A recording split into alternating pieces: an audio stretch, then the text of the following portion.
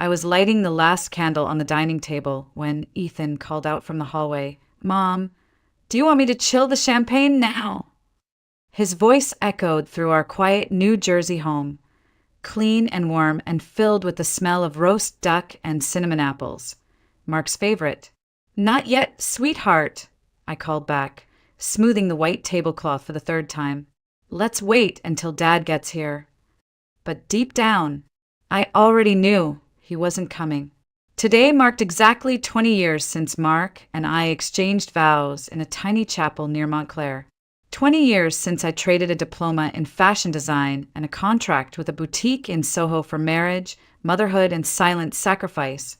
I had no regrets, or at least I told myself that often enough to believe it.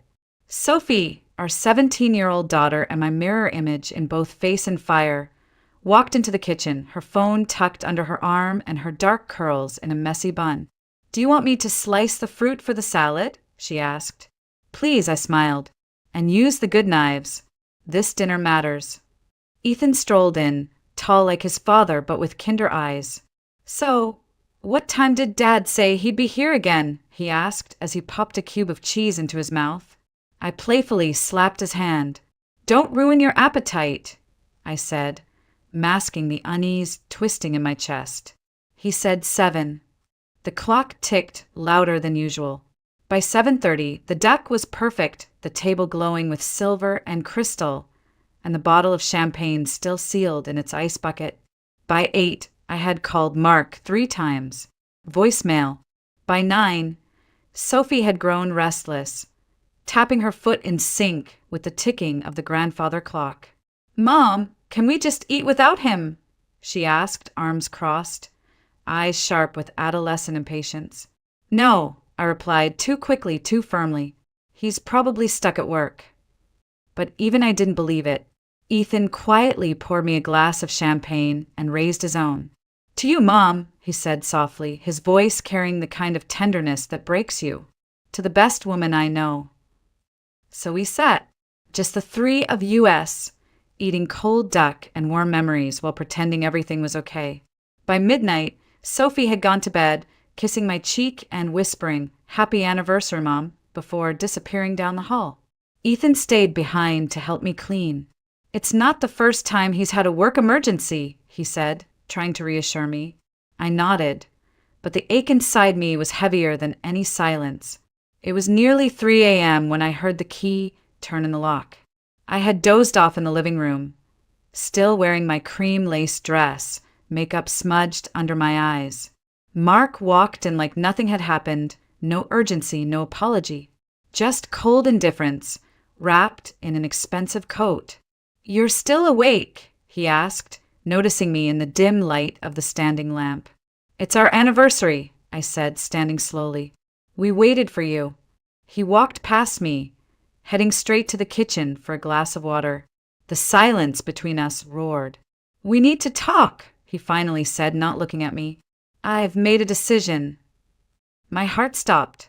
His voice was clinical, almost bored. "I think we should separate. I'm done, Grace."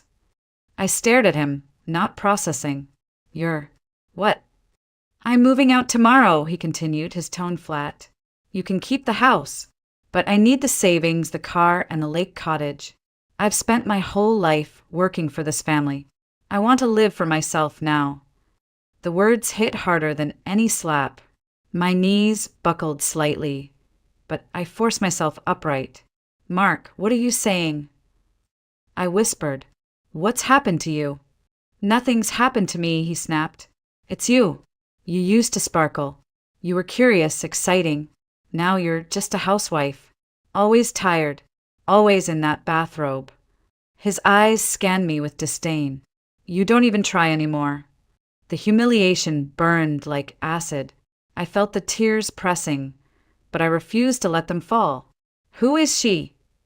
I asked quietly. His fingers drummed against the counter. "She's not the issue," he muttered. "How much younger?" I pressed, my voice trembling. 10 years? 15?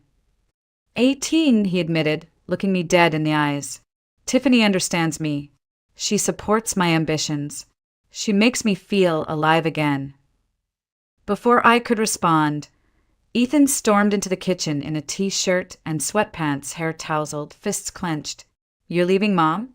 On your wedding anniversary? Are you serious right now?" "Stay out of this," Mark snapped. "You'll understand when you're older." "I'm already a man," Ethan said, standing tall. "And if being a man means acting like you, then I want no part of it." Mark's face flushed crimson.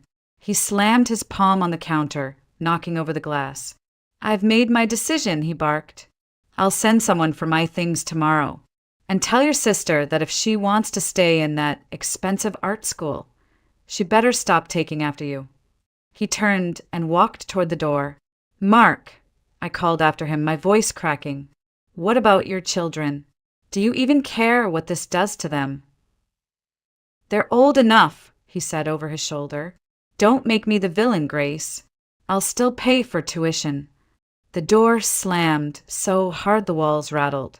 A porcelain figurine fell off the shelf and shattered on the hardwood, an anniversary gift from our 10th year. The sound echoed through the silence, just like our marriage had fractured. Too many cracks, finally one blow too many. Sophie appeared in the hallway, eyes wide, hair a mess. "What's going on?" she asked, her voice trembling. Why was he yelling?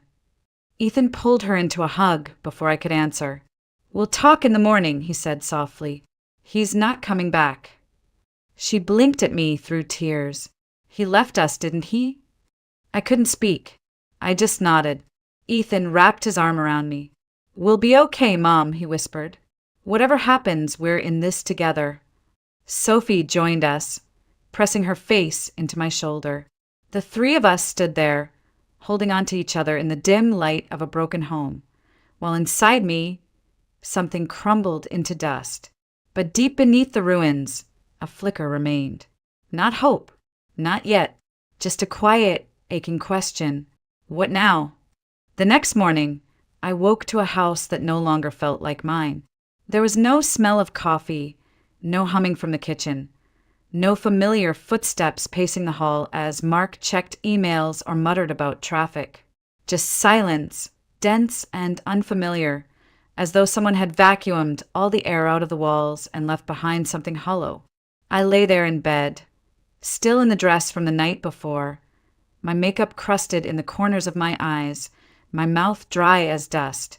On the nightstand was the receipt, crumpled, half wet from a spilled glass, dated 3 days ago from a jewelry boutique in Manhattan.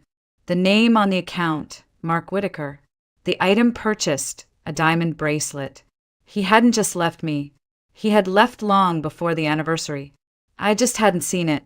I pulled myself out of bed slowly, joints aching like I'd aged a decade overnight. In the bathroom mirror, my reflection startled me. My skin was blotchy, my eyes vacant, my hair matted in places I hadn't noticed.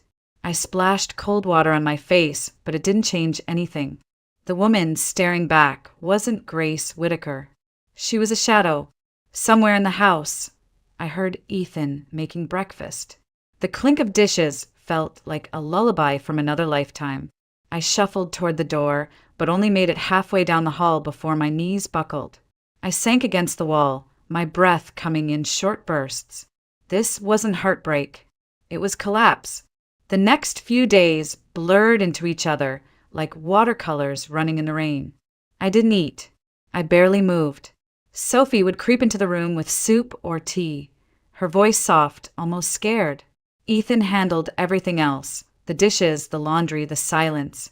I could see the fear in their eyes, the kind of fear kids feel when the strongest person in their life suddenly disappears while still standing in front of them.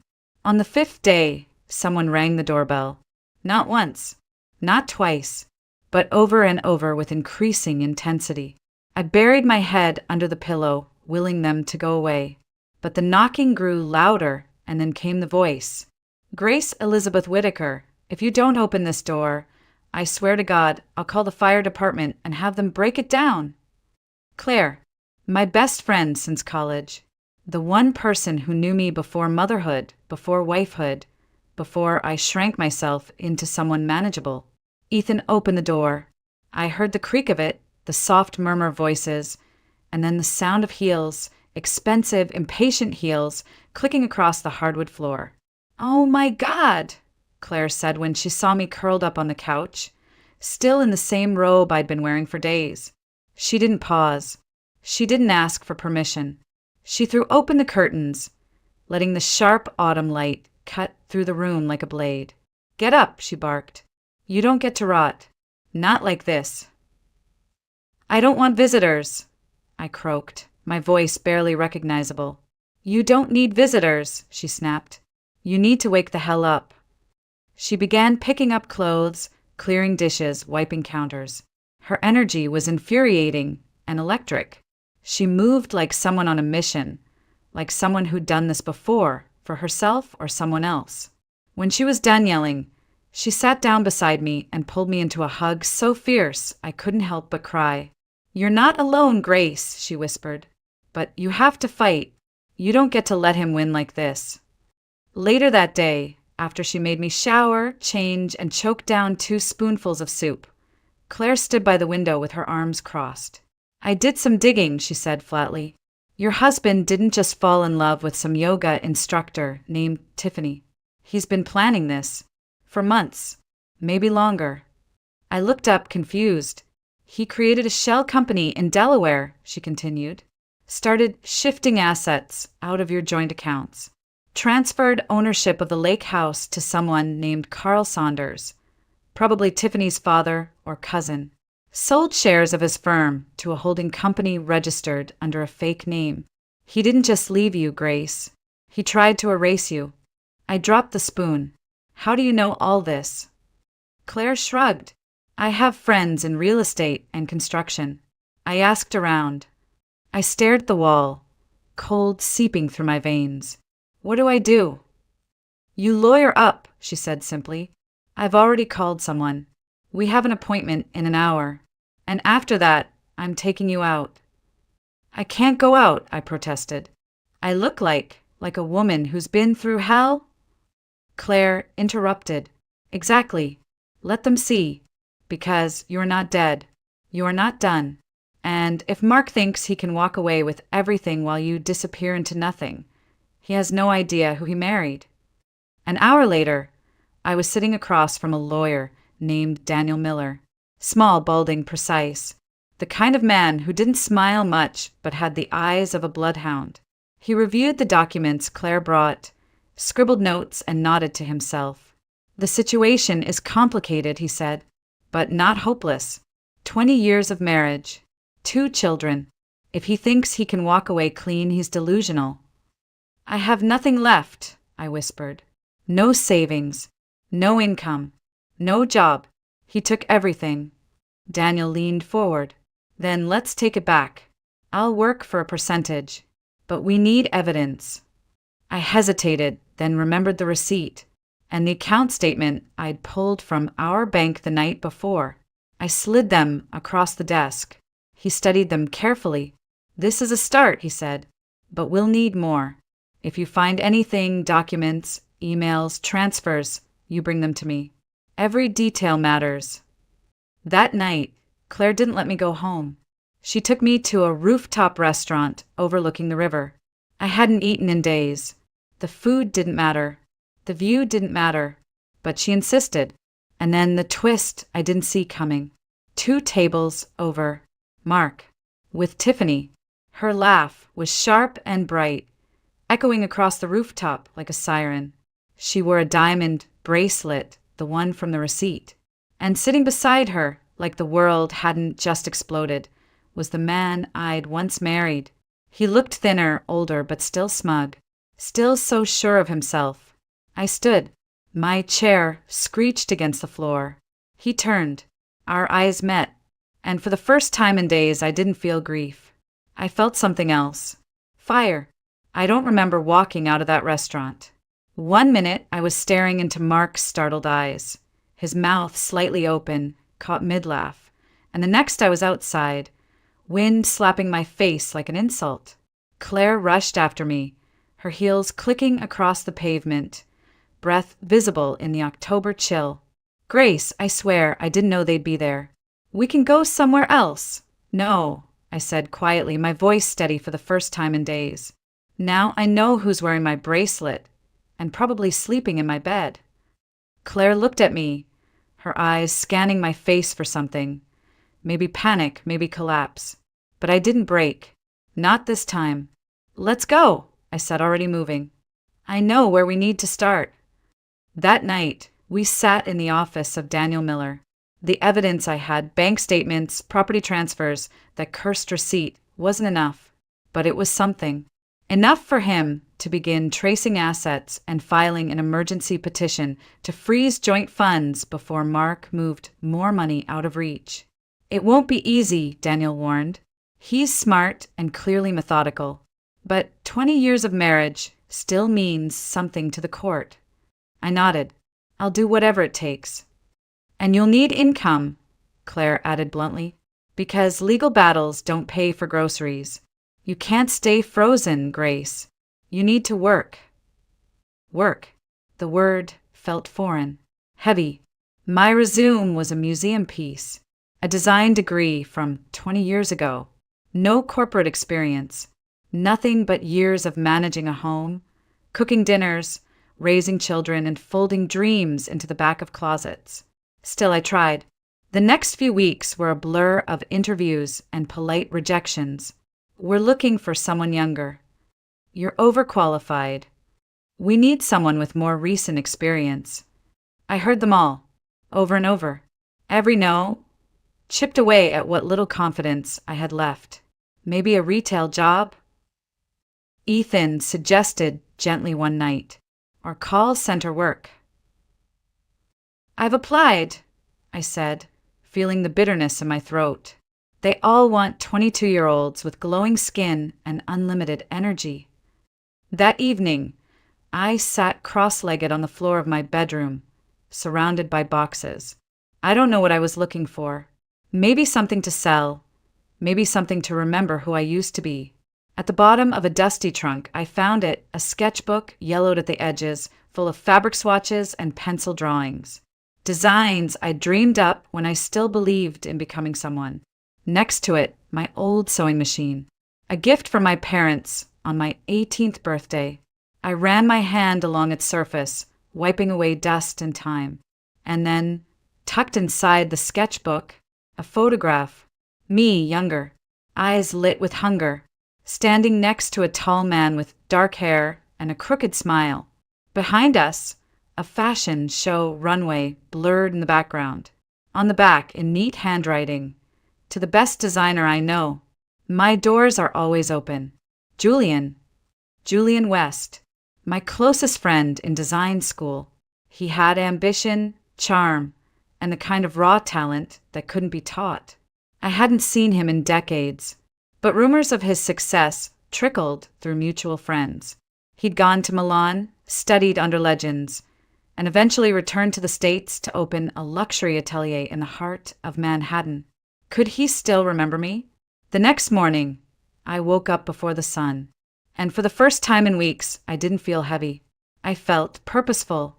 Over coffee, I told Ethan what I planned to do. He didn't laugh. He didn't doubt. He simply placed a hand on my shoulder and said, I think he'll remember. Claire made a few calls. She had friends in high places, developers, boutique owners, people who whispered names like Julian West in circles with champagne and private galleries. He owns 6 ateliers, she reported the next evening. His main office is on Madison Avenue. And yes, he remembers you.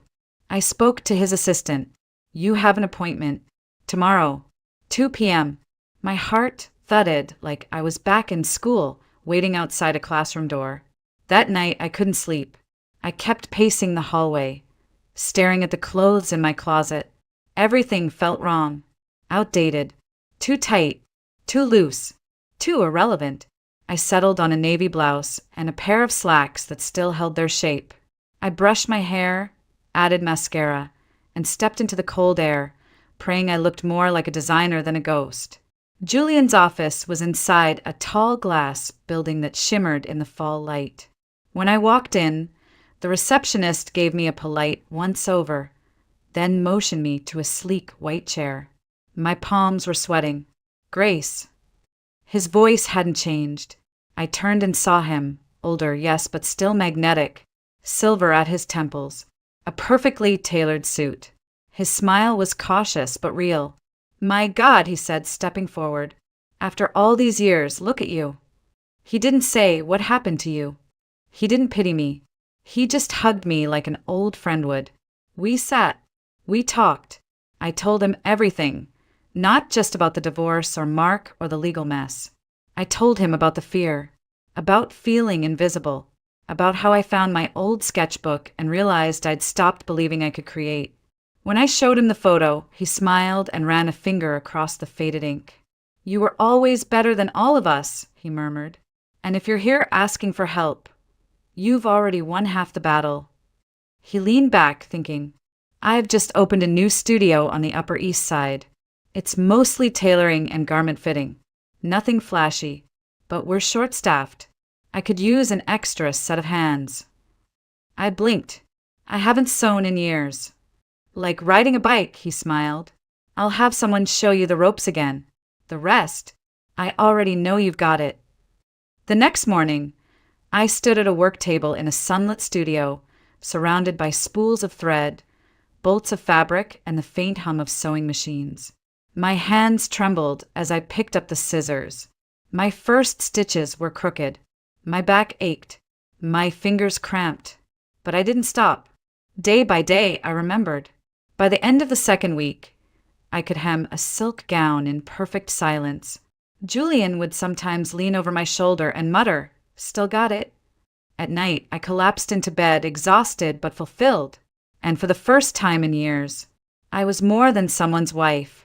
I was Grace Whitaker again. Julian had barely walked into the atelier that morning when one of the senior tailors waved him over, holding up a sequined evening gown with an impatient expression. I was pinning the hem of a blazer nearby, pretending not to listen, but I caught bits of their conversation. Something about client priority, and she's connected to the mayor's office. I focused on my stitches. My fingers no longer fumbled the fabric. Each movement felt sure, practiced. That alone would have made me proud, but what happened next changed everything. The tailor left, and Julian came over to my table. "We've got a situation," he said, not looking up from his tablet. "Our lead designer's out sick. One of the governor's donors needs a last-minute modification on a formal dress for tonight. I need you to take it." I blinked. "Me?" "You've done this 100 times in school," he said. "And frankly, no one else here knows how to improvise design anymore. You still do." I didn't answer. My hands moved before my brain did. I adjusted the bust line, restructured the waist seam, added a subtle asymmetry to the hem using leftover silk from another gown. It felt instinctive, like remembering the lyrics to a song I used to sing in the dark. I worked until my fingers ached, and when the client came for the fitting, she smiled. "This is stunning," she said, twirling in front of the mirror. "You've made it look like couture. Where did you learn to sew like this?" "In another life," I replied quietly. Word spread. Within days, Julian asked me to take on more custom pieces. Clients requested my touch, sometimes without knowing my name. And though I still stitched in silence, something inside me had begun to hum again. But while the atelier thrived, the legal battle stormed on. Daniel, my lawyer, called me into his office on a Wednesday morning. His face was grave. "Mark's playing hardball," he said, flipping through a stack of papers. "He's retained a top-tier legal team. They're delaying proceedings, burying us in paperwork, and trying to prove that most of the assets were never yours." I felt the weight of it press against my chest. Can he win? "He's slippery," Daniel admitted, "but not invincible. We just need more leverage." As if summoned by fate, that night I got a call from an unknown number. I almost didn't answer. "Grace," a hesitant voice asked. "It's Tiffany." I nearly hung up. "Please," she said quickly. "I need to talk. In person." We met at a cafe in Hoboken, quiet, away from her Upper West Side glamour and my midtown work life. She looked thinner, less polished. Her skin was blotchy beneath her makeup. "I don't know why I'm here," I said honestly, hands wrapped around my coffee cup. "You got what you wanted." Tiffany shook her head. "I thought I did, but Mark lied to me about everything." I didn't respond. "I'm pregnant," she said suddenly, eyes watering. "And he's denying it. Said I made it up to get money from him. He called me unstable, accused me of trying to trap him." I stared at her, numb. "I didn't come to beg," she continued, pulling a flash drive from her purse. "He left his laptop open one night. I copied what I could. I didn't understand half of it, but maybe your lawyer will." I hesitated, then took it. "Why give this to me?" "Because I see it now," she whispered. "What he did to you, he's doing to me. And I won't let him ruin another life, especially not my child's." Back at Daniel's office, the files unlocked a treasure trove. Bank transfers, offshore accounts, falsified contracts, digital signatures linking Mark to property shifts and business deals made while we were still married. "This," Daniel said almost reverently, "changes everything." The next court hearing was brutal. Mark showed up in a tailored navy suit, flanked by 3 attorneys. Beside him, Tiffany's seat was empty. I walked in alone, but not weak. Daniel presented the new evidence. The judge, a stern woman with silver hair and sharp eyes, requested a full audit of Mark's holdings. Mark's face twitched for the first time. Outside the courtroom, I was collecting my coat when someone blocked my path. "Grace," Mark said. I looked up. His eyes weren't cold, just tired. "I never thought you'd fight back," he murmured. "Not like this." I tilted my head. "You never really knew me, Mark." He took a step closer. "We could still fix this. I made mistakes, but maybe we could—" "No," I interrupted. "You made choices, and so have I." I turned and walked away. Julian was waiting outside in his car. As I climbed in, I felt something strange ripple through me, relief. Not because I'd won, but because I'd finally stopped losing. Over the following weeks, my role at the atelier expanded. Julian offered me a title, creative consultant. Clients began asking for design input, not just alterations. He even floated the idea of entering a competition, Emerging Designers of the Year. It sounded ridiculous at first. I wasn't emerging. I was resurfacing. Still, I started sketching again. Late one night, I showed Ethan my work. "These are incredible, Mom," he said, flipping through the pages. "Seriously, you should go for it." "I'm too old for this." "You're not," he said firmly. "And even if you were, so what?" Sophie agreed. In fact, she started helping me. Her eye for color, for balance, for detail. It was better than mine had been at her age. Working together brought us close again. We weren't just mother and daughter. We were 2 women building something from the same broken past. The competition date approached. My collection, titled Ashes and Thread, told a story in fabric, grief, survival, rebirth. Each piece mirrored a stage of healing, from muted, tight silhouettes to flowing, vibrant shapes that moved like breath. A week before the show, I received an email. Mark's company was being investigated. The offshore accounts, the shell contracts. Investors were pulling out. Business media was circling like vultures. Daniel called. He wants to settle. The terms were surprisingly generous. Half of all official holdings, plus retroactive spousal support, and my name removed from all debt obligations. "I'll accept," I told Daniel, "but I want it signed before the competition." He laughed. "You want a fresh start?" "No," I said. "I want to win without looking over my shoulder." The documents were signed just the night before the show. Clean, final, and freeing. The day of the competition felt surreal, like a dream you have right before you wake up, half floating, half falling, heart racing for reasons you can't name.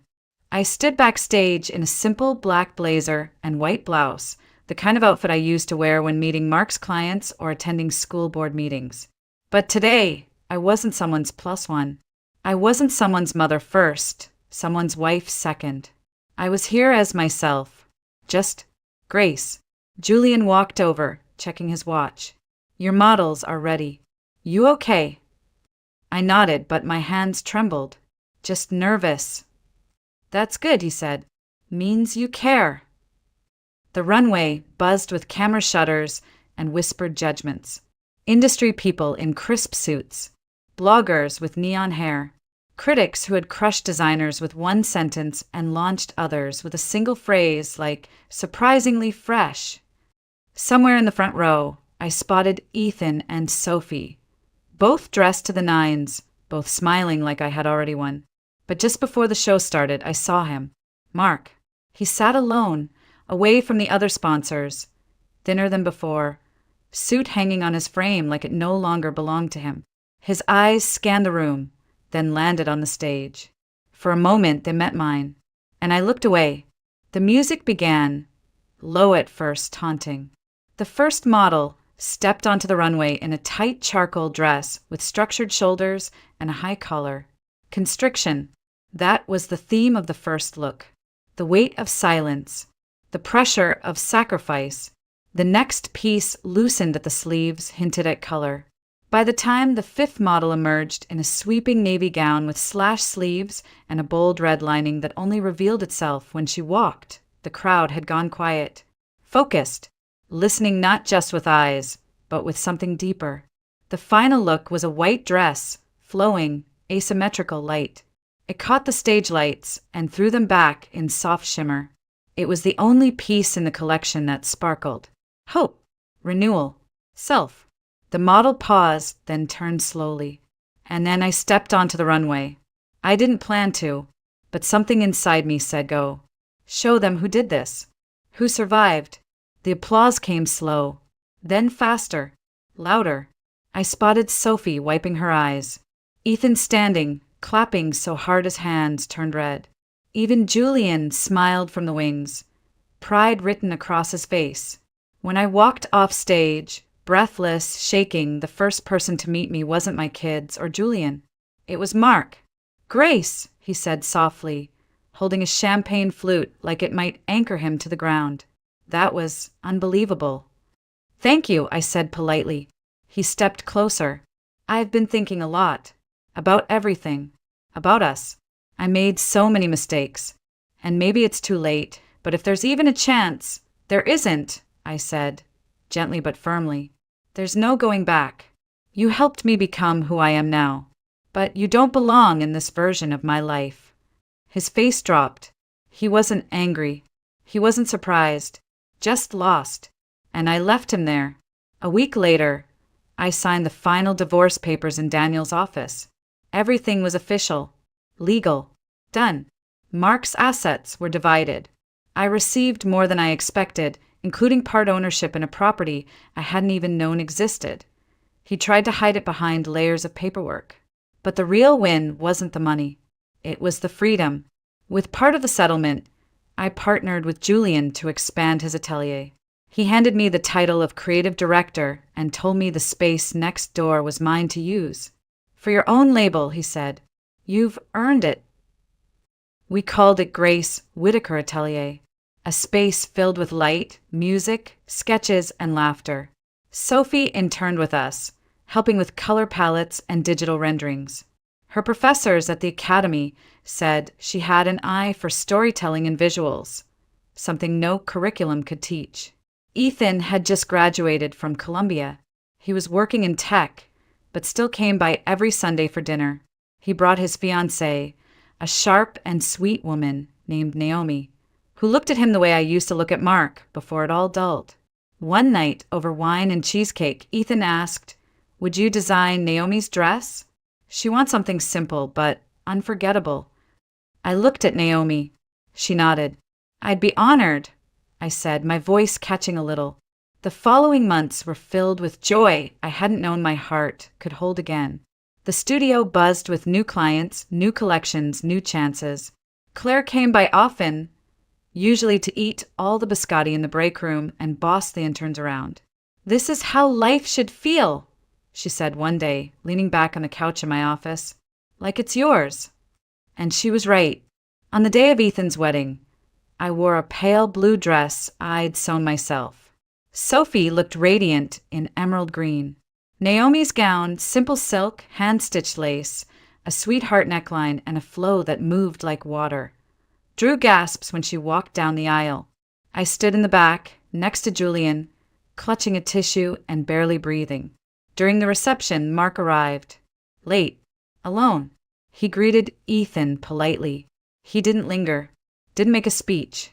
And when we locked eyes across the garden tent, he raised a glass from afar and mouthed, "Thank you." And that was enough. That night, Julian found me watching the stars from the patio outside the venue. He sat beside me, his coat draped over my shoulders. "You okay?" he asked. I nodded. "I'm just full." He smiled, looking ahead. I had a plan for the next collection, but I think we should do yours again. A sequel." I laughed. "A sequel to Ashes and Thread." "Why not? You're not done rising." I turned to him. His eyes met mine, not as a business partner, not as a friend, but as someone who had waited patiently for me to find my way back to myself. And this time I didn't look away, because I knew who I was now. Not a wife, not a victim, not someone who vanished into someone else's dreams. I was Grace Whitaker, designer, mother, survivor, and I was just getting started. Sometimes the people who promise to love us forever are the very ones who try to erase us. And when they do, it's tempting to disappear, to shrink, to crumble, to believe the worst parts of their story about who we are. But the truth is, no one gets to define your worth but you. Grace didn't rise because someone saved her. She rose because she remembered. She remembered the girl who dreamed in fabric, who sketched with fire in her hands, who once believed she could create something beautiful. And when everything was taken from her, her marriage, her money, her sense of self, she stitched a new life from the scraps they left behind. So if you're standing in the ruins of something you thought would last forever, don't panic. Don't run. Breathe. Look around. And then start rebuilding. One piece at a time. Because sometimes you have to lose everything to remember who you were always meant to become. And that is the real story